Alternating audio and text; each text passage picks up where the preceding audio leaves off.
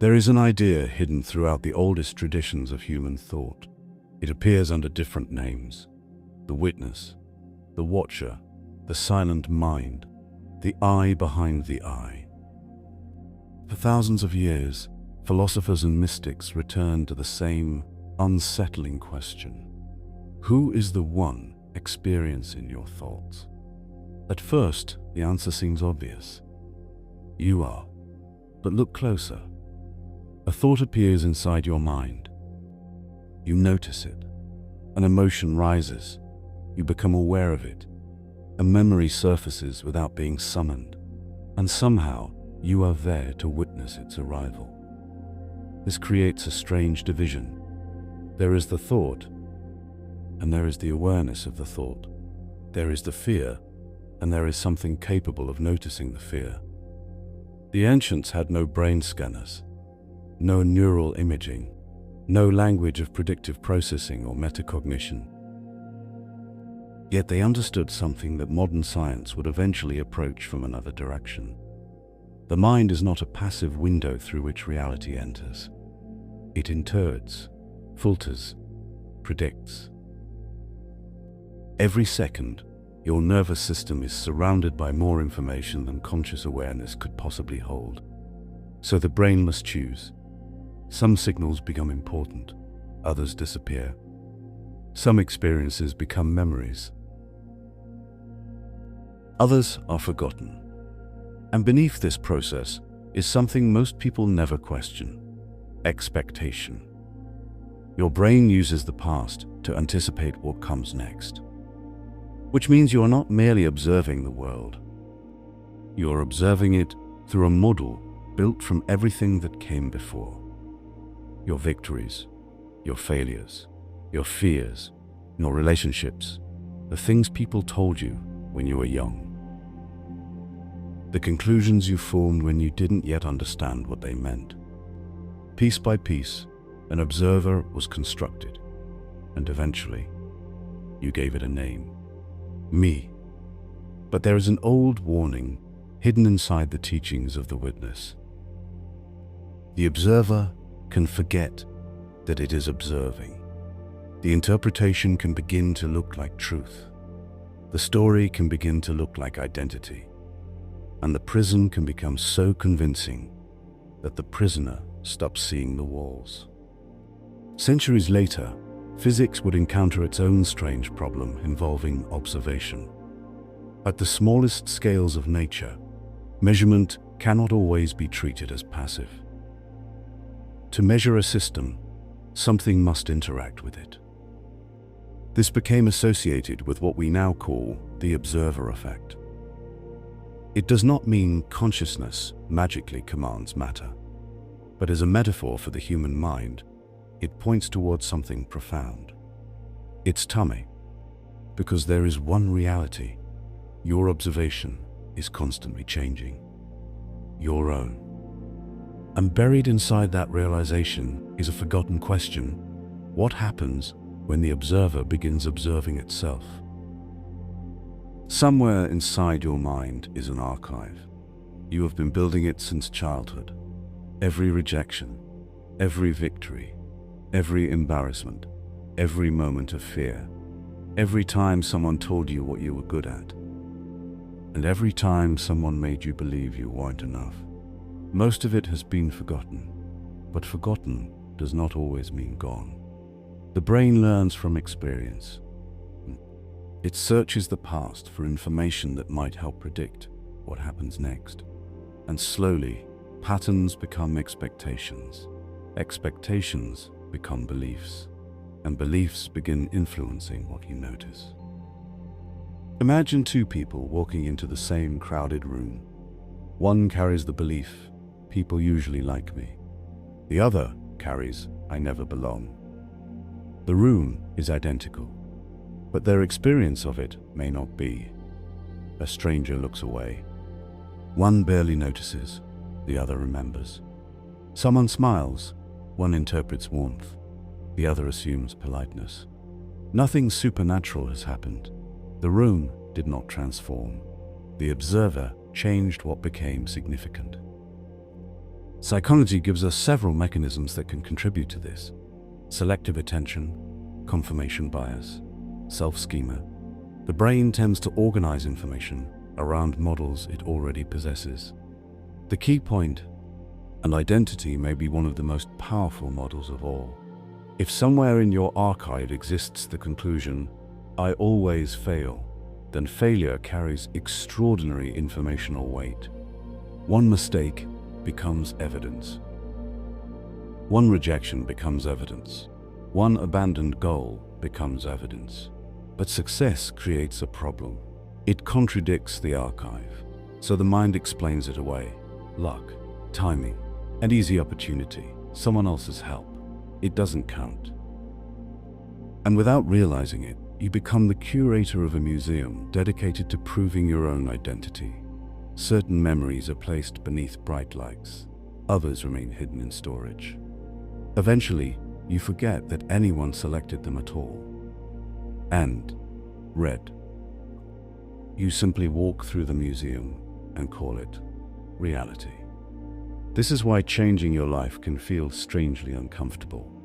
A new behavior does more than challenge a habit. It challenges the archive. The person who believes they're undisciplined experiences something unusual when they wake before sunrise for 30 consecutive days. New evidence has appeared. At first, the old identity resists it. This won't last. This isn't really me. I'll eventually go back. The archive is protecting its own story. But every repeated action introduces another contradiction, another artifact that does not belong in the old museum. And eventually, a dangerous question begins to form. Perhaps the person you thought you were was never a permanent identity. Perhaps it was simply the most convincing interpretation of the evidence you had collected. And if evidence built the old observer, then new evidence may be capable of building another. But first, you must discover something even stranger about the archive. Because every time you open one of its oldest memories, you may be changing it. There is something strange about the archive. The records inside it are not made of stone. For most of history, memory was imagined like a library. An experience occurs, the mind records it. Years later, you retrieve the memory and replay what happened. But the brain does something far more complicated. Memory is reconstructive. When a memory is retrieved, it can become temporarily unstable. Under certain conditions, it must be stored again. Neuroscience calls this process memory reconsolidation. And hidden inside it is a remarkable implication. Remembering is not always the simple act of opening an old file. Sometimes, it is closer to opening the file, altering it, and saving it again. This does not mean you can simply decide that painful events never happened. The past remains the past. But your present brain participates in the reconstruction of what that past means. Imagine a child standing in front of a classroom. He answers incorrectly. The room laughs. Years later, perhaps the details have faded, the color of the walls, the teacher's clothing, the exact question. But one thing survived. I embarrass myself when people are watching. The event disappeared, the meaning remained, and the meaning entered the archive. Years pass, now the child is an adult. He avoids speaking in meetings. He refuses opportunities requiring visibility. His heart races before presentations. Every avoidance produces new evidence. See, I was right. But notice what happened. A moment became a memory. The memory became meaning. Meaning became prediction. Prediction influenced behavior, and behavior created evidence that strengthened the original meaning. The past began manufacturing the future. This is one reason old identities can feel almost impossible to escape. You are not only remembering what happened, you may be repeatedly rehearsing what you decided it meant. and every rehearsal can strengthen the path back to the same conclusion. But there is another possibility. A memory can return while something about the present no longer matches its prediction. The man who believed speaking leads to humiliation stands before a room and succeeds. His nervous system expected one outcome, reality delivered another. This mismatch matters. The brain is a prediction system, and when prediction repeatedly collides with new evidence, models can change. Slowly, sometimes painfully, but they can change. The ancient observer would have described this differently. He might have said, "The past has no voice, except the one you continue giving it." Modern neuroscience would use more careful language, but both point toward the same doorway. Your history influences you. It does not have to remain your identity. And once you understand this, another part of the hidden mechanism becomes visible. Because memories are not the only things being predicted. Before you enter a room, before you attempt something difficult, sometimes before you consciously decide what to do, the observer is already guessing what comes next. And those predictions may be shaping far more of your life than you realize.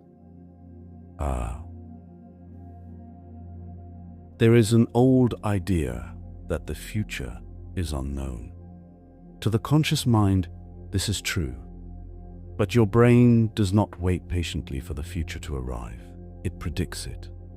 Every moment, the nervous system uses information from the past to anticipate what is likely to happen next. A sound behind you, a face across the room, a movement in the shadows. Before conscious thought has finished asking the question, the brain is already constructing possibilities. Modern neuroscience often describes perception through this relationship between prediction and incoming sensory information. End quote. 1, 1, 1. The brain builds models. Reality corrects them. And somewhere between the two, your experience emerges. But this machinery does not stop with objects and sounds.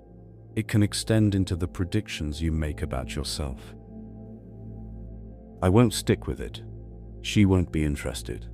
I'll probably fail. People like me don't become successful. At first, these sound like thoughts, but repeated often enough, they become instructions for attention.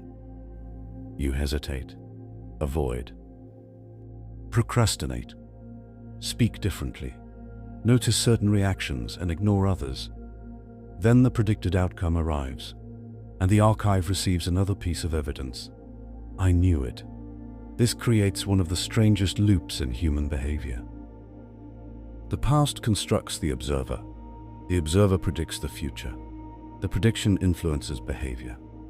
Behavior helps create an outcome, and the outcome is returned to the past as evidence. The circle closes. Perhaps this is why some ancient traditions warned that a person could become trapped inside an illusion without realizing it.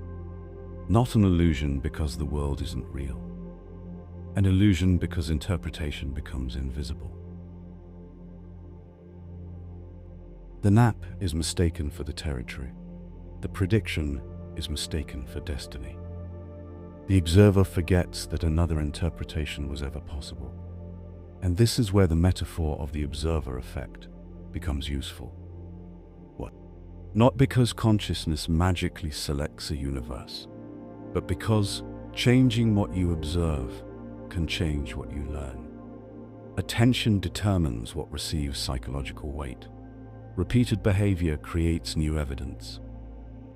New evidence can challenge old predictions, and challenged predictions can gradually alter the model. You do not think your way into another universe. You train your brain to stop automatically recreating the same interpretation of this one. This is slower than magic, but it is also far more powerful, because it means transformation does not require waiting for reality to give you permission to become someone different. you can begin producing contradictory evidence yourself. One promise kept. One difficult conversation entered instead of avoided. One morning you get up when the old observer expected you to stay down. One action that makes the archive hesitate. At first, nothing seems to happen. But the manuscript contains an old principle. A new identity rarely arises as a revelation. It arises as evidence. And once enough evidence accumulates, the observer faces a choice. Ignore the new reality, or become someone capable of explaining it. And that is where the real transformation begins. There is a moment in every transformation that almost no one notices. It does not feel profound. There is no sudden revelation, no moment when the old self disappears. Instead, something much smaller happens. The old prediction is wrong. You believed you couldn't stay consistent. Then you did. You believed you couldn't speak with confidence. Then one day, you did. You believed you'd always return to the same pattern. But this time, you didn't. For a moment, the archive has nowhere to place the evidence. The old story says one thing. Reality has produced another. Psychology sometimes describes this kind of mismatch as prediction error. What was expected does not match what occurred. And this discrepancy can become information. The brain must somehow account for it. Most people make a mistake here. They dismiss the contradiction. That was lucky. It was only one day. It doesn't mean anything. And the old observer survives. But imagine doing something different. Imagine noticing it, not celebrating it, not exaggerating it, simply recording it. That was something the old version of me would not have done. This is how the archive begins to change. Not through affirmation without evidence. Through evidence that makes the old conclusion increasingly difficult to defend. And before we continue, there is something I want you to do. Think of one belief about yourself that you have repeated for years. Something you have mistaken for a fact. Write it in the comments in only a few words. I always, I never, I'm just someone who. You don't need to explain it. Simply seeing the sentence outside your own mind can reveal how often you've been living inside it. And if these forgotten ideas are helping you see yourself differently, you can leave a like and subscribe to Inner Forge. There are more pages of this manuscript still to open, because recognizing the old observer is only the beginning. The real question is whether another one can be deliberately constructed. And this is where the process becomes uncomfortable. Because the old identity will not disappear simply because you understand it. It has been rehearsed, reinforced, protected by years of evidence. So the next step is not destroying the old self. It is something far more subtle. You begin starving it of confirmation. Each time the old prediction appears, you look for the smallest action capable of contradicting it. Not someday, now. The observer says, you never finish anything. Finish one thing. You avoid difficult conversations. Have one. You cannot stay disciplined. Keep one promise when nobody is watching. Small acts seem insignificant because we judge them by their immediate consequences. But the archive judges them differently. It asks, what does this action say about the person performing it? And when the answer begins changing often enough, something inside the observer must change with it. The ancient manuscript might have described this as becoming someone new. Modern psychology gives us another way to understand it. Identity is not only something you possess, it is also something you continuously rehearse.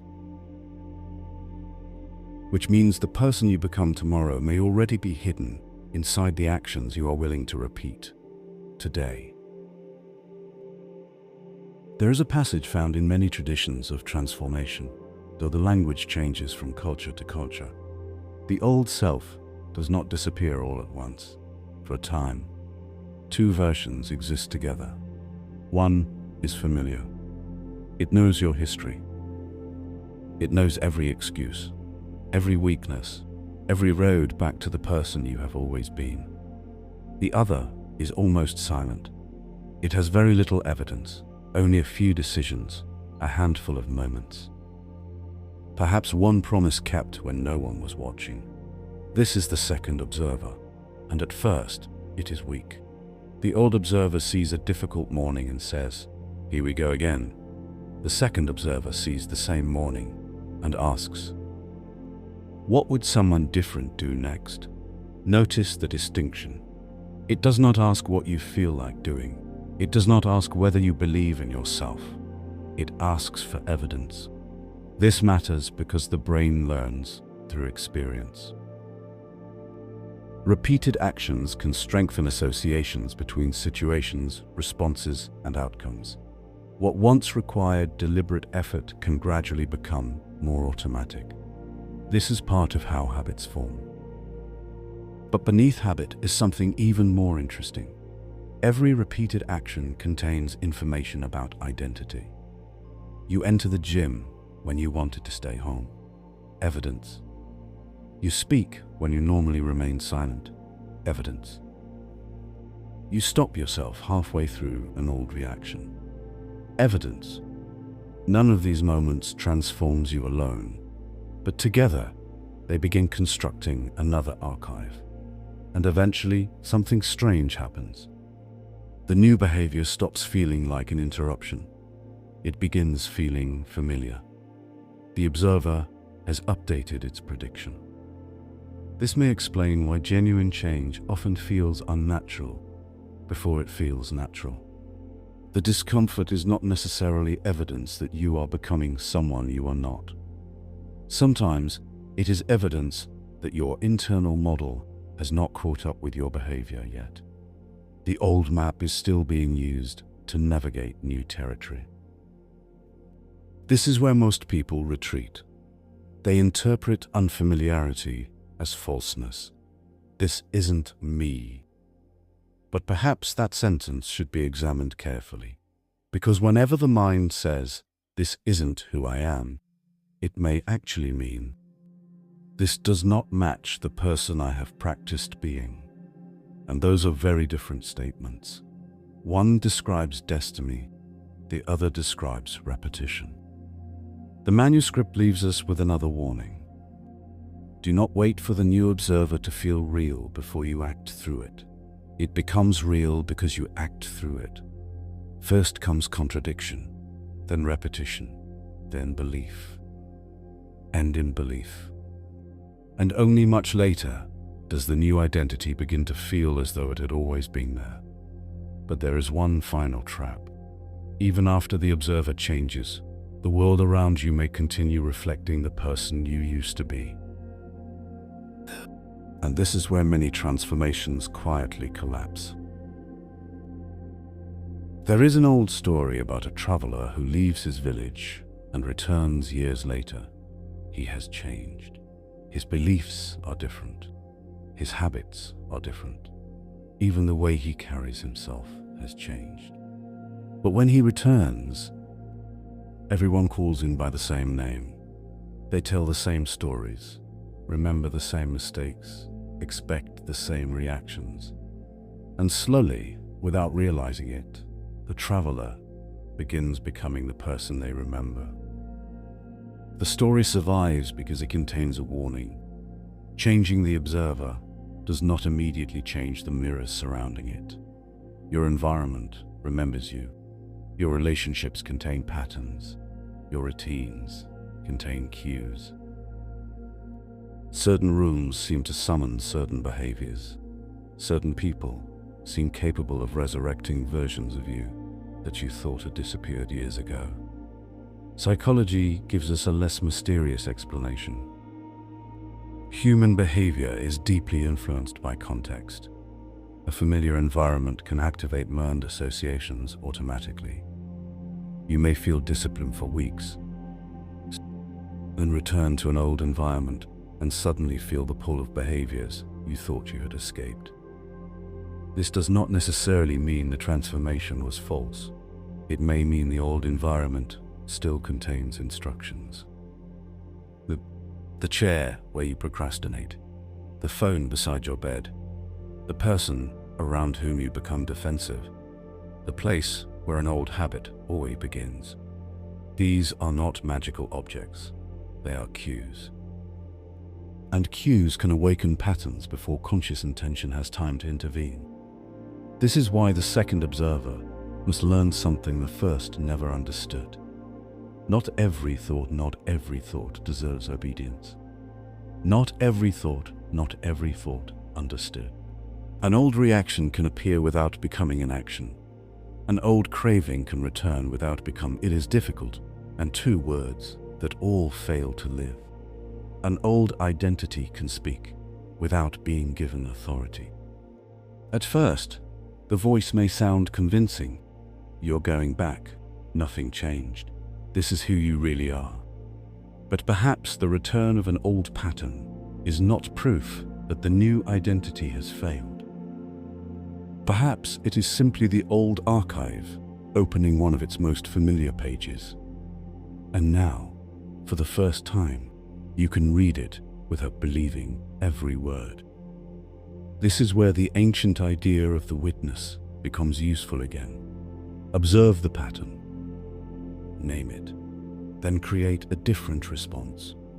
Not because one response changes your life, but because every response decides which observer receives another piece of evidence. The old observer is still collecting, so is the new one. And for a while, both archives remain open. The question is not which voice disappears first. The question is much simpler. Which one will you continue feeding? Because eventually, one of them will possess more evidence than the other. And when that happens, what once required conscious effort begins to feel strangely natural. The traveler looks into the old mirror, and for the first time, he no longer recognizes the person it expects him to be. There is a reason the manuscript never tells you to simply believe. Belief is powerful, but belief without evidence is fragile. You can repeat, "I am disciplined." But somewhere beneath the words, the archive is still watching. It remembers every promise abandoned, every morning surrendered, every time discomfort became an excuse. The old observer does not disappear because you gave it a new sentence. It changes when the sentence becomes increasingly difficult to deny. This is the law of evidence. You do not convince the observer through words alone. You show it something. One action, then another, then another. Small enough to seem meaningless, but repeated long enough to become undeniable. This is where people misunderstand transformation. They search for the moment they finally feel different. But feeling often arrives late. First, the behavior changes. Then the evidence accumulates. Then the prediction begins to shift. And eventually, the observer catches up. The person who once struggled to exercise stops debating whether to go. The person who feared speaking begins raising their hand before the old voice can intervene. The person who abandoned every project begins finishing what they start. Nothing supernatural happened. The universe did not rearrange itself. The observer updated its model, and when the model changed, different possibilities became easier to notice. Different decisions became easier to make. Different environments became easier to enter. From the outside, people may call this confidence, discipline, growth, perhaps even luck. But beneath all of them is something quieter. A prediction has changed. The brain no longer expects exactly the same person to appear tomorrow. And perhaps this is the secret hidden beneath the metaphor of the observer effect. You are not observing reality into existence. You are observing evidence. And the evidence you repeatedly notice, create, and reinforce participates in shaping the model through which you experience yourself. This is why a single decision can matter even when it produces no immediate reward, the workout nobody sees. The hour spent learning, the boundary quietly enforced, the promise kept in an empty room. The world may not notice, but the observer does. And somewhere inside the archive, another record is created. Eventually, there are too many contradictions to ignore. The old explanation no longer fits the evidence. And when a model can no longer explain what it observes, it must either distort reality to survive or change. This is the threshold. Not the moment when you announce that you have become someone new. The moment when the old observer can no longer convincingly explain who you have become. And beyond that threshold lies the final page. Because there is one last question the manuscript asks, perhaps the most important one of all.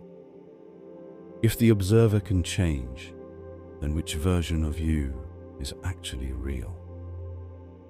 Perhaps that was the wrong question. Which version of you is real? The frightened one? The disciplined one? The child who learned the first story? The adult trying to escape it? The person you were yesterday? Or the person you might become tomorrow? Maybe none of them are permanent enough to deserve the title. They are patterns, models, stories written from evidence gathered at different moments in time. And behind every version, there remains the one who watches, the observer. This is where the manuscript ends, not with an answer, with a warning. Be careful what you repeatedly call yourself, because the mind is listening. Every action becomes evidence. Every repeated thought becomes familiar. Every familiar pattern becomes easier to predict. And eventually, what was repeated begins to feel like what was destined. But destiny may have had far less to do with it than you imagined. Perhaps you were simply rehearsing a person and eventually forgot that it was a rehearsal. This is why transformation can feel like death.